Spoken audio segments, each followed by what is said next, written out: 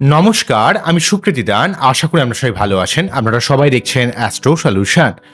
আজকে আলোচনা করবো যে সমস্ত বৃশ্চিক রাশি বা লগ্নের ক্ষেত্রে চতুর্থে রাহু এবং 10তে কেতু রয়েছে এবং তার সঙ্গে সঙ্গে অলরেডি কালসর্প যোগ চলছে। যদিও 11ই মার্চের পর থেকে বৃহস্পতিদেব মার্গী হচ্ছে, কিন্তু এই মুহূর্তে চতুর্থ দশমে রাহু কেতু এবং সেই সঙ্গে মঙ্গল শুক্র বুধ একসঙ্গে অবস্থান করার জন্য আপনাদের পরিবার কেন্দ্রিক অনেক পরিবর্তনও হচ্ছে, কিন্তু পরিবারে অনেক আনস্টেবিলিটি তৈরি করছে, মন মানসিকতা প্রচন্ড বিষণ্ণ করে দিচ্ছে। সমস্ত বৃশ্চিক রাশি বা লগ্নের মানুষদের ক্ষেত্রে পরিবার কেন্দ্রিক ব্যাপারে একটু সাবধানতা অবলম্বন করতে হবে। পরিবার কেন্দ্রিক ব্যাপারে অনেক চাপ, অনেক অস্থিরতা, অনেক ডিস্যাটিসফ্যাকশন সমস্ত বৃশ্চিক রাশি বা লগ্নের মানুষদের ক্ষেত্রে এটা সব থেকে বেশি ক্রিয়েট করছে। তাই সমস্ত বৃশ্চিক রাশি বা লগ্নের মানুষেরা পরিবার কেন্দ্রিক ব্যাপারে, মায়ের শরীর স্বাস্থ্যের ব্যাপারে অবশ্যই অনেক যত্নশীল হবেন। যে কোনো সম্পত্তি সংক্রান্ত ব্যাপারে, কারণ বৃশ্চিক সব থেকে বেশি চাপ খাচ্ছেন পরিবারের ব্যাপারে, বৃশ্চিক সব থেকে বেশি চাপ খাচ্ছেন কর্মের জায়গায়।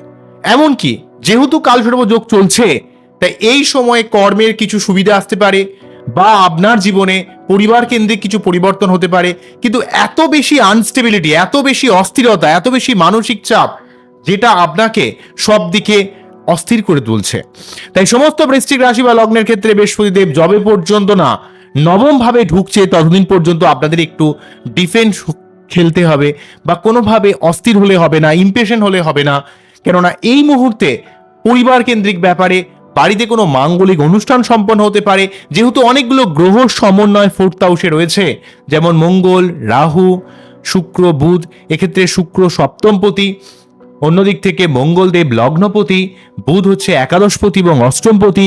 তাই একটা অনেকগুলো গ্রহের সমন্বয়, অনেকগুলো ভাবের যেহেতু কম্বিনেশন, তাই সার্বিকভাবে কোনো রকম অর্থ প্রাপ্তির দিক থেকে, সম্পর্কের দিক থেকে, বাড়িতে কোনো মাঙ্গলিক অনুষ্ঠান হওয়ার দিক থেকে বা পরিবার কেন্দ্রিক কিছু পরিবর্তন হওয়ার দিক থেকে, যেই পরিবর্তন আপনি দীর্ঘদিন ওয়েট করছিলেন, এমনকি কর্মকেন্দ্রিক কিছু পরিবর্তন বা কর্মপ্রাপ্তিরও কিন্তু কিছু সুযোগ তৈরি করবে।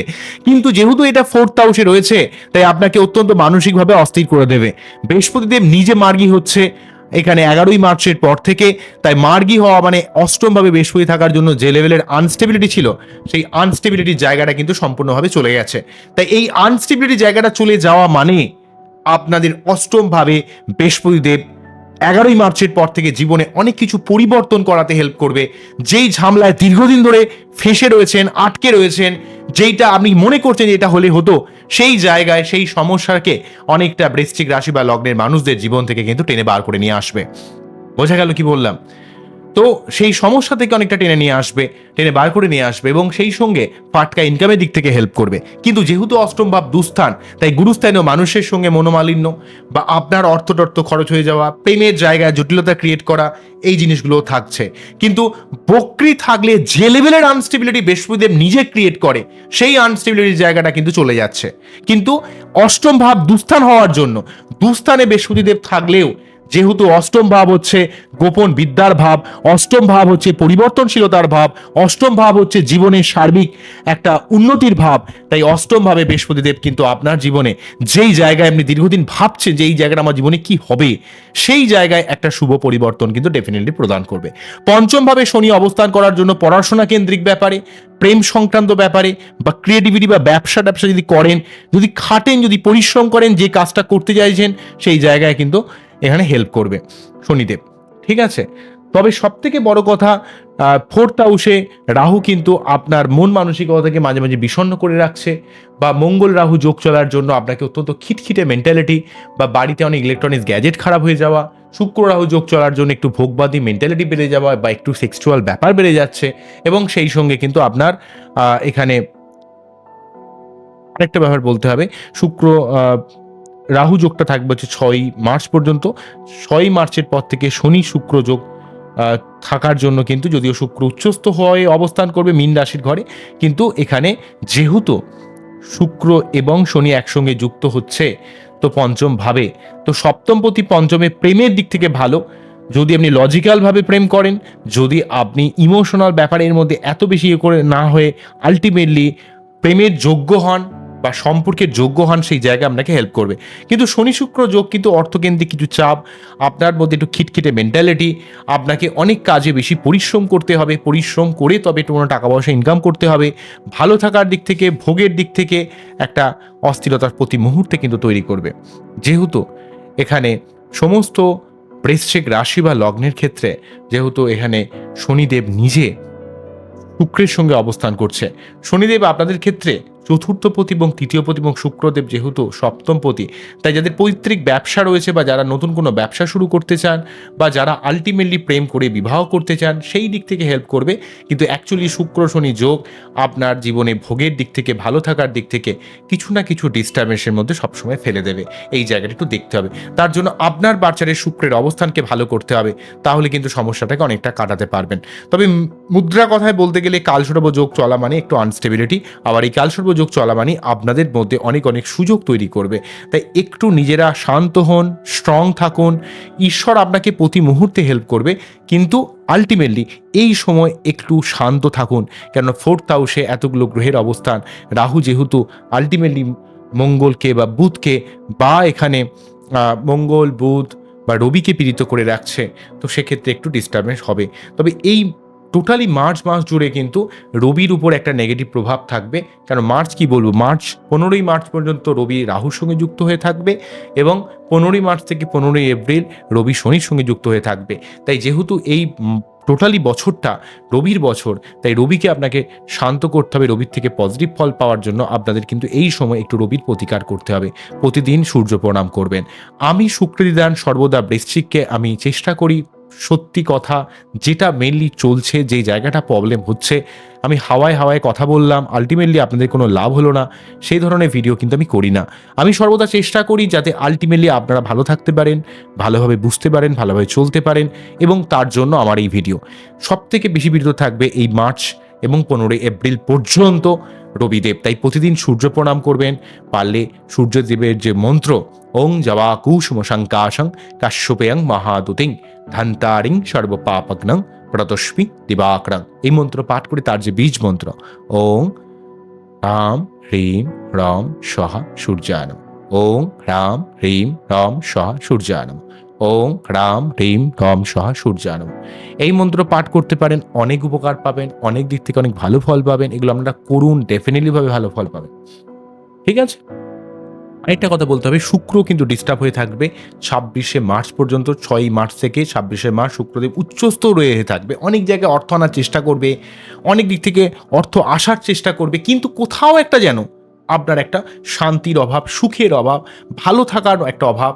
যতদিন পর্যন্ত 6 তারিখ পর্যন্ত কিন্তু শুক্রদেব নিজে মার্চ মাসে পঞ্চমভাবে থাকার জন্য একটা প্রেমের ব্যাপার তৈরি করছিল, কিন্তু 6 তারিখের পর থেকে যখন শনির সঙ্গে যুক্ত হয়ে যাবে, প্রেমের জায়গাটা আরও বেশি টাফ হবে, বা আপনার অর্থকেন্দ্রিক দিক থেকে, ভালো থাকার দিক থেকে, ভোগের দিক থেকে কিছু চাপ তৈরি করতে পারে। তো তার জন্য আপনাদের যা করতে হবে, শুক্রের 9 মন্ত্রপাঠ করা, বা শুক্রের জন্য ডায়মন্ড বা হোয়াইট জারকন বা ফায়ারিং ওপাল বা ল্যাব গ্রন ডায়মন্ড এটা পড়তে পারেন, বা মোজোনাইট পড়তে পারেন। বিভিন্নভাবে আপনারা শুক্রদেবকে স্ট্রং করতে পারেন, কারণ এই সময়টা শুক্র বা রবির উপর সব থেকে ডিস্টার্ব রয়েছে, সেই জায়গাটা আপনাদের ঠিক করতে হবে। এমনকি মঙ্গল দেবও কিন্তু এই মুহূর্তে রাহুযুক্ত হয়ে রয়েছে, তাই আপনাদের এই সময়টা রাহুর কবলে অনেক ক্ষেত্রে পড়ছে। তাই বাড়িতে সত্যনারায়ণ পুজো দিন, একটু নিজেরা শান্ত থাকুন, ধীর স্থির থাকুন।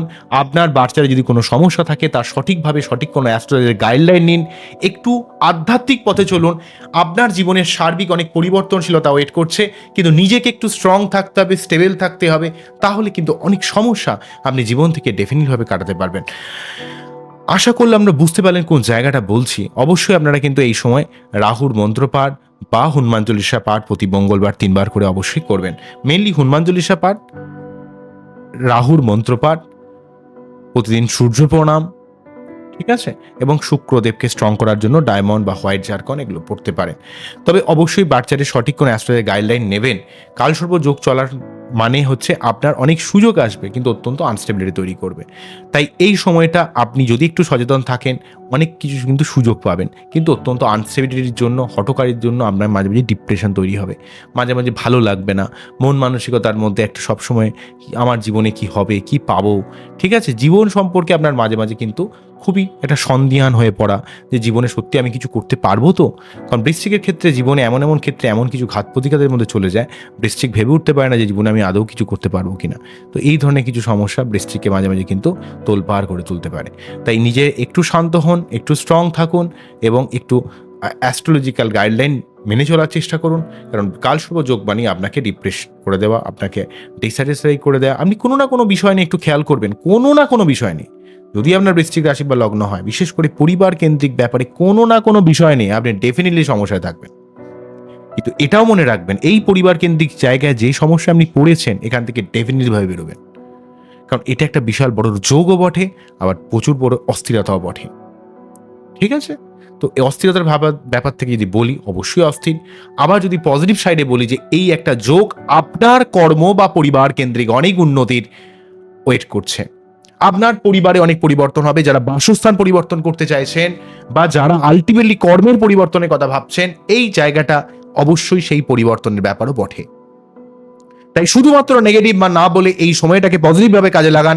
কাল সর্প মানে অনেকগুলো গ্রহের একসাথে সমন্বয়, অনেকগুলো গ্রহের একসাথে সমন্বয় মানে অনেকগুলো যোগের একসাথে সমন্বয়, অনেকগুলো যোগের একসাথে সমন্বয় মানে অনেকগুলো ভাবের একসাথে সমন্বয়, এবং অনেকগুলো ভাব যখন একসঙ্গে যুক্ত হবে আপনার জীবনে গঠনমূলক কিছু পরিবর্তন ঘটানো ডেফিনেটলিভাবে চেষ্টা করবে। তাই শুধুমাত্র নেগেটিভ না বলে অবশ্যই এই সময়টাকে পজিটিভভাবে কাজে লাগান। কারণ পজিটিভিটি এর মধ্যে এটাই রয়েছে যে আপনি যেই কাজটায় দীর্ঘদিন ধরে এফোর্ট দিচ্ছিলেন, যে কাজটা আপনার দীর্ঘদিন ধরে আটকে যাচ্ছিল, সেই কাজটা আপনাকে জীবনে টেনে কিন্তু ঠিক তুলে দেবে। তাই বেশি অস্থিরতা না থেকে, বেশি ডিপ্রেস না হয়ে গিয়ে এই সময়টাকে সার্বিকভাবে কাজে লাগান। কারণ বৃশ্চিক মনে করলে অনেক কিছু করতে পারে, কারণ বৃশ্চিকের মধ্যে পরিবর্তনশীলতা লুকিয়ে রয়েছে। বৃশ্চিকের মধ্যে কিন্তু তার জীবনকে পরিবর্তন করার ক্ষমতা তার ঈশ্বর দিয়েছে। তাই ঈশ্বরের উপর আস্থা রেখে স্পিরিচুয়াল পথে চলে যদি এই সময়টাকে একটু নিজেরা শান্ত থাকতে পারেন, আপনার জীবনে ডেফিনেটলি পরিবর্তন সম্ভব। বোঝা গেল কি বললাম? তো আজকে এখানেই থামছি, আবারও দেখা হবে নতুন কোনো ভিডিও নিয়ে। আমরা খুব ভালো থাকুন, অ্যাস্ট্রো দেখতে থাকুন।